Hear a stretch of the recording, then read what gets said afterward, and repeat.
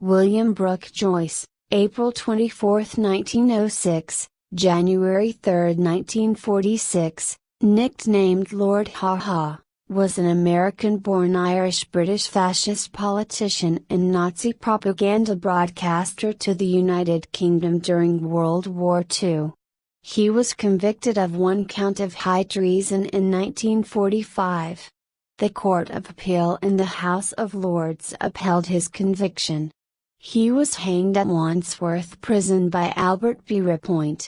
William Joyce was born on Herkimer Street in Brooklyn, New York, to an Anglican mother and an Irish Catholic father, Michael, who had taken United States citizenship on October 25, 1894.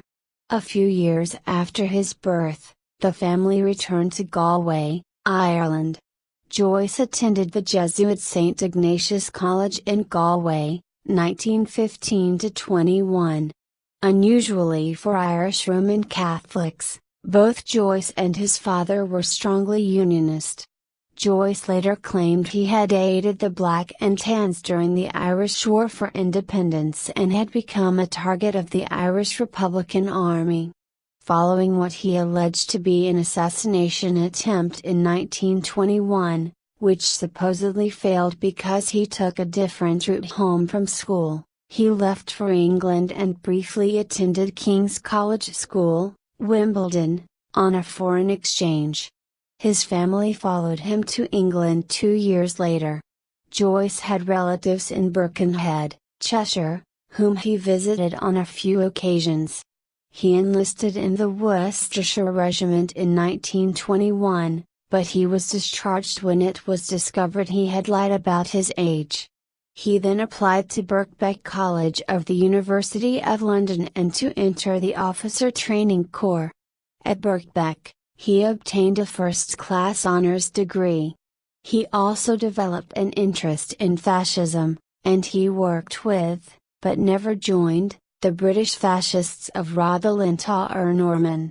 On October 22, 1924, while stewarding a meeting in support of Jack Lazarus, the Conservative Party candidate for Lambeth North in the general election, Joyce was attacked by communists and received a deep razor slash that ran across his right cheek.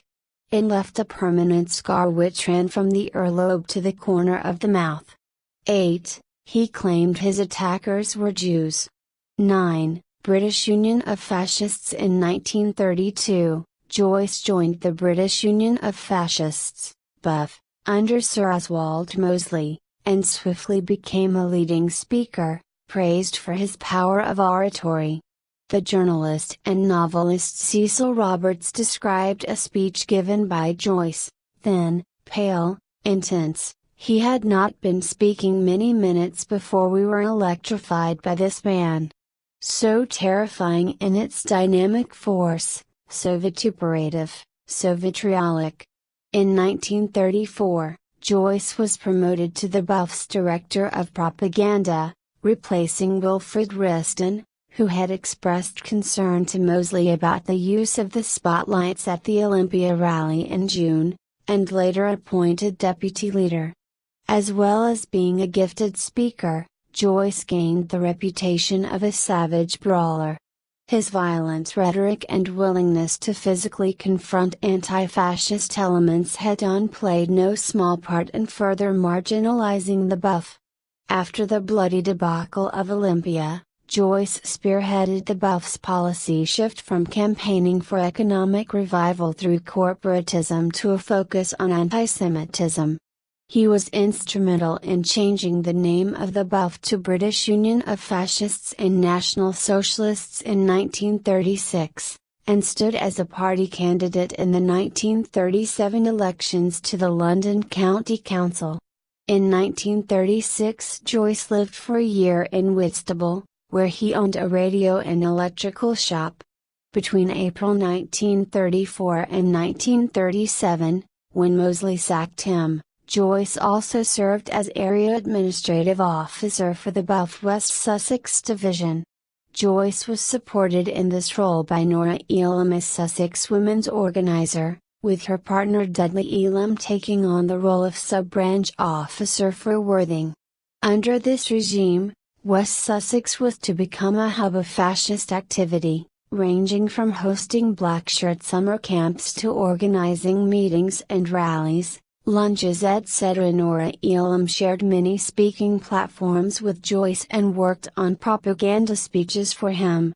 One particular concern for Joyce was the Government of India Bill, passed in 1935, designed to give a measure of autonomy to India, allowing freedom and the development of limited self-government. Joyce harbored a desire to become Viceroy of India should Mosley ever head above government, and is recorded as describing the backers of the bill as feeble and one loathsome, fetid, purulent, two-mad mass of hypocrisy, hiding behind Jewish dictators. Joyce was sacked from his paid position when Mosley drastically reduced the BUF staff shortly after the 1937 elections, after which Joyce promptly formed a breakaway organization, the National Socialist League.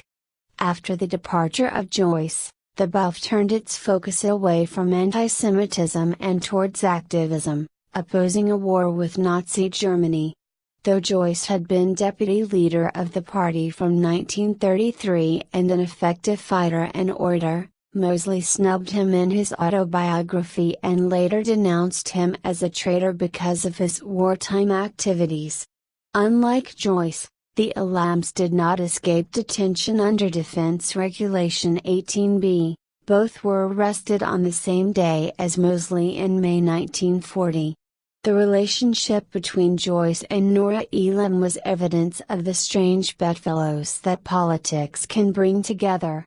Elam's father had been an Irish nationalist, while Joyce had been a unionist and supporter of the Black and Tans.